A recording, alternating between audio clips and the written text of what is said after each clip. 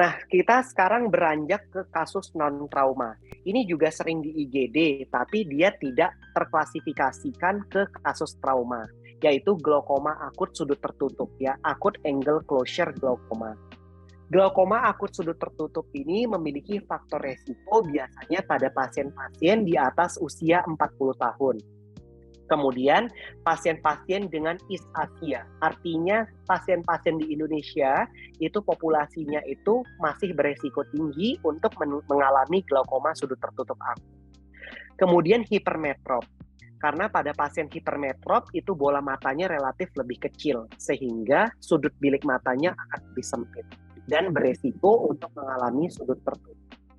Kemudian pasien-pasien dengan bilik mata yang dangkal biasanya kita ukur dengan alat dapat diketahui apabila bilik matanya kurang dari 2,5 mm itu beresiko menjadi glaukoma akut sudut tertutup.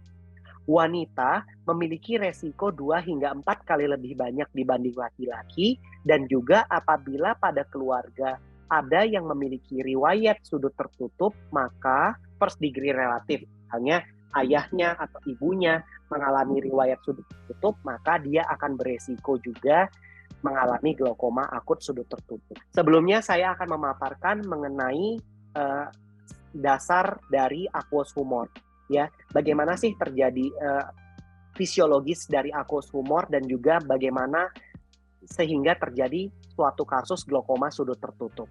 Seperti ini adalah flow dari aqueous humor.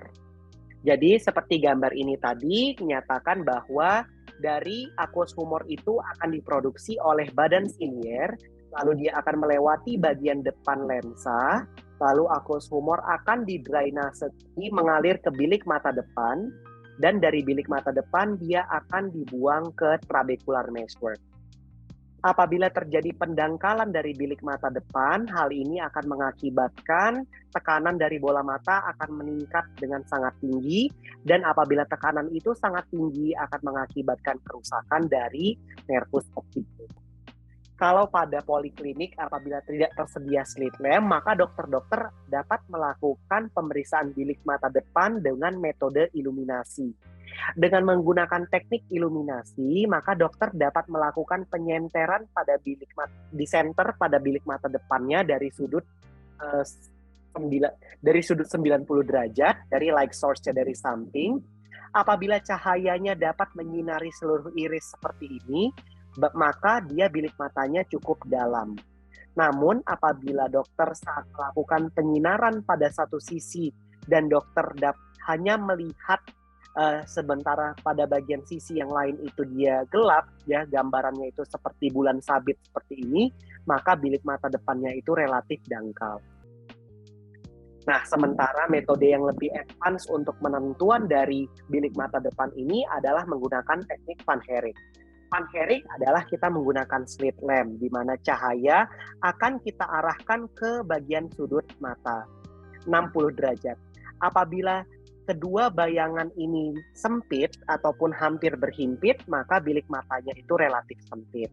Tapi apabila terpisah jauh seperti ini, maka bilik mata depannya itu relatif dalam. Glaukoma akut sudut tertutup akan datang ke kita, ya, pasien itu dengan keluhan dia tekanannya sangat tinggi dan juga nyeri. Biasa tekanannya itu sekitar 50-60 mm air raksa. Akibat tekanan yang sangat tinggi mengakibatkan pupilnya, mengakibatkan tekanan itu mengakibatkan edema kornea. Jadi korneanya itu akan menjadi relatif keruh. Kemudian terjadi terjadinya atrofi dari iris, kemudian mengakibatkan pigmen-pigmen iris ini akan terdeposit ke bagian lensa. Jadi pada bagian lensa mata juga akan terlihat di kapsula lensa itu adanya deposit seperti ini, seperti gambaran plak yang kita namakan dengan glaukoma flecken. Kemudian biasanya juga pasien akan mengeluhkan kalau tekanannya 50-60 itu nyeri yang sangat hebat, jadi matanya itu akan cekot-cekot yang akan menjalar hingga ke kepala. Kemudian pupilnya juga khas, yaitu akan terjadi pupil yang relatif lebar, yaitu tidak terlalu lebar, dia mid dilatasi, Dan juga biasanya pupil itu tidak reaktif terhadap cahaya. Sehingga apalagi bila diberikan cahaya, pupilnya itu tidak dapat berefleks ya, refleks konstriksi ataupun dilatasinya tidak dapat terlaksana dengan baik. Nah, untuk kasus-kasus apabila dokter datang pasien dengan keluhan matanya cekot-cekot, merah, pupilnya dilatasi, lalu dokter lakukan tekanan pada bola matanya kok sangat keras, maka sudah dapat dipastikan dulu ini adalah suatu glaukoma sudut tertutup akut, maka dokter dapat memberikan multiple terapi untuk penurunan TiO. Jadi penurunan TiO itu tidak cukup dengan satu obat saja, karena tekanan 50 kalau menggunakan satu obat aja biasa tekanannya tidak efektif turunnya. Nah, apabila tekanannya itu ataupun kasusnya itu relatif ringan, mungkin dapat dilakukan pemberian obat-obatan seperti pilokarpin 2%. Dengan pilokarpin 2% dapat mengakibatkan rilis dari pupil blok. Karena rata-rata penyebab dari glaukoma akut sudut tertutup tadi adalah terjadinya blok pupil, yaitu terjadinya pupil itu lengket ke bagian anterior dari lensa, sehingga outflow-nya tadi akan terjadi halangan outflow sehingga tekanan bilik mata depannya mendangkal dan tekanan.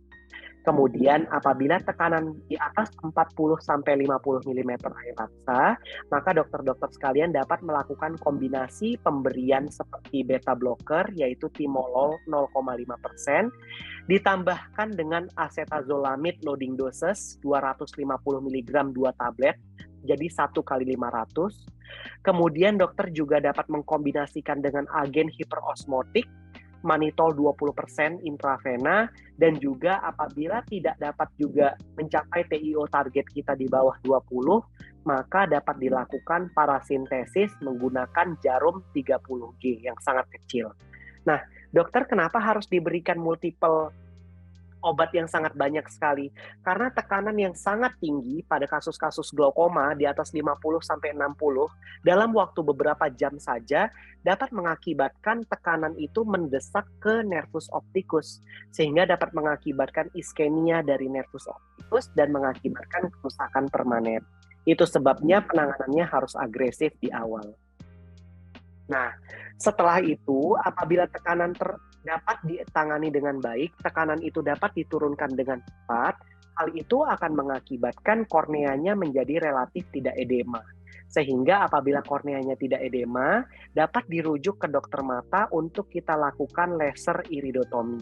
Yaitu kita lakukan pembolongan pada iris seperti ini menggunakan laser, sehingga pupil blok yang terjadi akan menghilang. Sehingga tidak terjadi lagi glaukomanya. Ataupun pada mata kontralateral dapat kita lakukan juga laser untuk mencegah terjadinya pupil blok. Karena diketahui biasanya orang-orang yang ada riwayat glaukoma akut sudut tertutup, mata kontralateral juga berpotensi untuk menjadi glaukoma akut sudut tertutup.